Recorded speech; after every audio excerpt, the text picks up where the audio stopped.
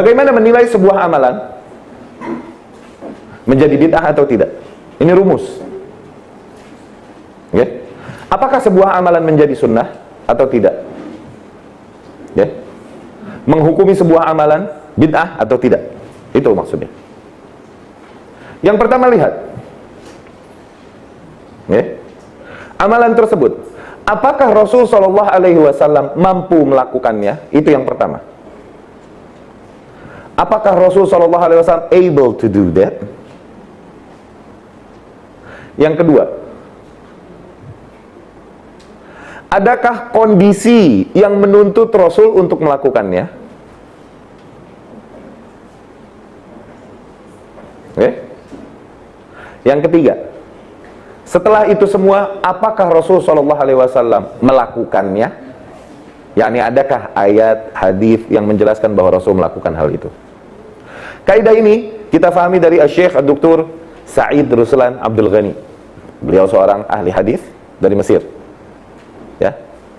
Ketika menjelaskan kitab Syatibi, yaitu Al-I'tisam, dia menjelaskan kaidah ini. Yang pertama, sekali lagi, apakah Rasul Shallallahu Alaihi Wasallam mampu melakukannya? Bisa, boleh melakukannya. Oke? Yang kedua, apakah Rasul Shallallahu Alaihi Wasallam, adakah kondisi yang menuntut Rasul Shallallahu Alaihi Wasallam melakukannya? Yang ketiga, setelah itu semua, apakah Rasul melakukannya? Maknanya, adakah keterangan dari riwayat-riwayat yang ada bahwa Rasul melakukan hal itu? Oke? Contoh kasus. Nih, dengerin, perhatikan. Dengan memahami kaidah ini, maka kita akan bisa bedakan. Baca atau kirim Al-Fatihah untuk yang meninggal. Ini terjadi di masyarakat Melayu. Transfer Al-Fatihah macam transfer fulus lah tuh di ATM. Transfer Al-Fatihah buat yang sudah meninggal. Oke? Kita mau bahas amalan itu bid'ah atau tidak. Begini caranya. Yang pertama, apakah Rasul mampu baca Al-Fatihah? Itu pertanyaan pertama. Apakah Rasul mampu melakukannya? Apakah Rasul mampu baca Al-Fatihah? Mampu nggak? Ah, begitu.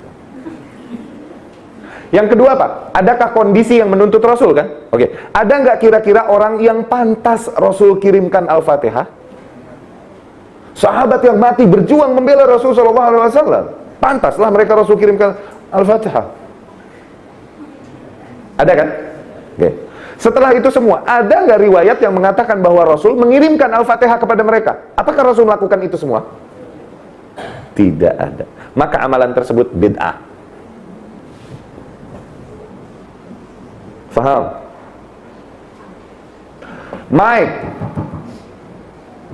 Mikrofon. Bid'ah dong. Ini kan zaman Rasul nggak ada, jadi sekarang kalau mau azan teriak-teriak aja sono. Begitu. Kita pakai rumus tadi. Apakah Rasul mampu melakukannya? Rasul mampu nggak bikin mic? La yukallifullahu nafsan illa wus'aha. Rasul nggak mampu. Ya udah, jangan dibahas. Emang Rasul nggak mampu. Berbeda ketika bicara Al-Fatihah, Rasul mampu dan Rasul tidak melakukannya. Paham? Kasus lain, biar lebih paham. Baca Yasin malam Jumat. Ini terjadi di Indonesia, di Malaysia. Baca Yasin malam Jumat. Rumus yang pertama apa tadi? Apa Rasul mampu melakukannya? Tayyib. Rasul mampu nggak baca Yasin? Ada nggak kondisi yang dia lewati, ya kan? Yang menuntutnya untuk melakukannya. Kira-kira pada masa hidupnya Rasul mengalami nggak sih malam Jumat? Oke. Setelah itu semua, apakah ada riwayat yang mengatakan bahwa Rasul baca Yasin malam Jumat? Maka bid'ah. Pinter, paham? Baca Yasin 3 hari, 7 hari, 40 hari mati. Ada nggak di sini? Di sini ada kan? 7 harian, 40 harian, 100 harian, di sini ada kan? Baca Yasin sama tahlilan. Ya kan? Oke. Rasul kalau mau baca Yasin mampu nggak? Ada nggak kira-kira orang-orang yang pantas Rasul bacakan atas mereka Yasin setelah meninggal? Ada. Sahabat yang dimuliakan dan lain-lain, yang mati berkorban untuk Islam, kalau mau Rasul memuliakan, ada.